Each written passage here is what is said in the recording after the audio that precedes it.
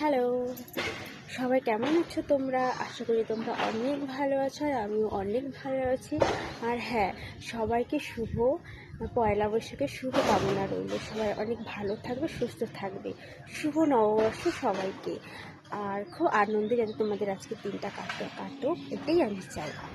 আর আজকে যেহেতু নববর্ষ, তো আজকে তো অনেক মজা হবেই। বাঙালির ঘরে ঘরে আজকে তো দই মিষ্টি থাকবে। আর আজকে না আমাদের এখানে যে আবহাওয়াটা মানে সারাক্ষণ ভালোই ছিল, তো আজকে একটু ওয়েদারটা একটু খারাপ হয়ে গেছে। এখন যাই হোক, ওটা তো হতেই থাকবে, নেচার এটা এখন ভালো পরে খারাপ। আর শুধু আজকে নববর্ষ, তো সবাই আমরা নতুন নতুন কিছু না কিছু পরেই থাকি। তো আমিও পরে নিয়েছি, তারপরে স্নান করে, তারপরে পুজো দিয়ে, তারপরে ভাবলাম না একটা ভিডিও বানিয়ে নিই।